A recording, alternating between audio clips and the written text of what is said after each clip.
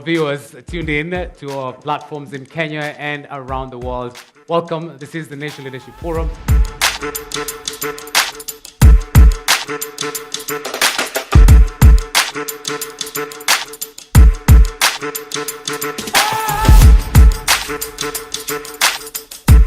I have a diverse audience right here from the University of Nairobi, including doctors, students, the Mwananchi's Voice, stakeholders from the private sector, and of course government.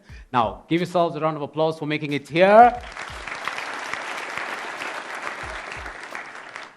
Also, I have a great selection of panelists representing all angles of discussion from top-down, bottom-up approach. I will introduce them shortly, but before we do, let's hear from our host tonight. That's Professor Peter Mbesi to give his welcome remarks. Distinguished invited guests, faculty, staff, and students, and the general public, good evening. From Siddharth Chatterjee, who's, of course, call him Sid, who's a UN resident coordinator. Just give a quick input onto, how do we actually get to achieve this in the road towards universal healthcare coverage? We are in a situation where we have the technology, we have the innovation, we have the human capital here in Kenya to allow us to leapfrog. So if you're asking me, is it possible to do it in the next 5 years?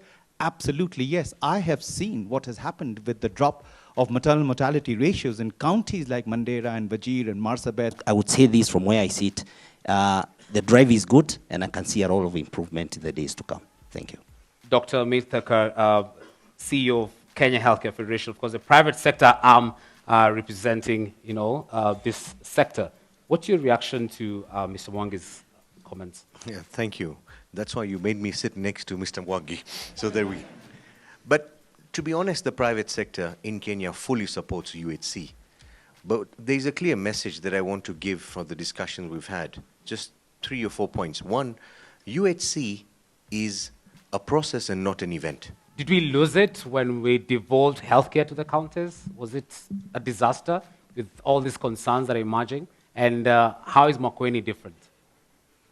Well, I think just as was stated about, for example, maternal deaths, the way in which, in particularly the northeastern counties, that has changed drastically. I think devolution, for me, has really made a radical change in healthcare delivery. Somebody wants to quickly comment. I'm told we're going to take a break and then come now to the plenary session where you can just quickly hear from the audience. But of course, I have to finish with my two panelists before we come to the panel. So I'm just giving you... Migingo is very far. I sailed up to mainland.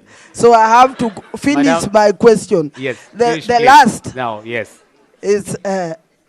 when you go to Migingo, you are going you take these Cuban doctors.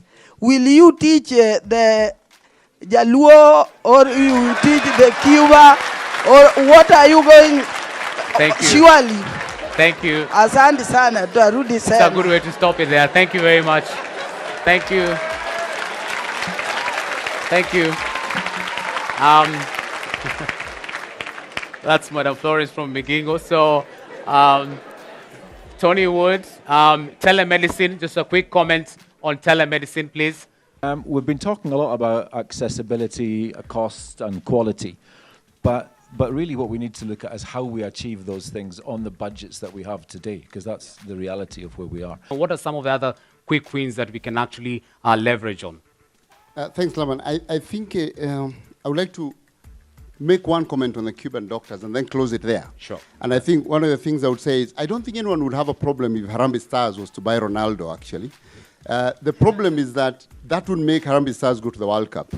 So the thing is that you also have to invest in Harambee Stars, whether you bring Ronaldo or not. And I think that's where the people are having the challenge, that we have to build the entire health system, even if they come, and it's okay they come and add to what we have. It's about, we have to think about the entire health system and rebuild it up. Creating centers of excellence, will that be the solution? I'll come to that. Can I respond first of all to and close the Okay. Cuban issue? Okay. Yeah, there you go. Please, go ahead. Yes. I want to respond to the gentleman from the union, Doctors Union. Yes, indeed. I think we have overplayed the Cuban issue. Thank you very much, Dr. Mann. Thank you to an amazing panelist. Shall we all please appreciate our panelists tonight? And to you yourselves, guys, thank you so much for being an amazing audience. I know, yes, we have to come back. This has been the Nation Leadership Forum. A lot of critical issues brought forth. Please make sure that we can actually get your copy of the Daily Nation tomorrow, because we'll get some of these commitments also highlighted and get the way forward that you can actually address them next time that you're back right here at the University of Nairobi. I've been your host, Laban Clay Fonsero. There's been an amazing team working behind the scenes to make this happen. I want to thank you so much for you also for tuning in. Stay tuned to NTV right after this break, also for the news. All right, and enjoy yourselves. Goodbye.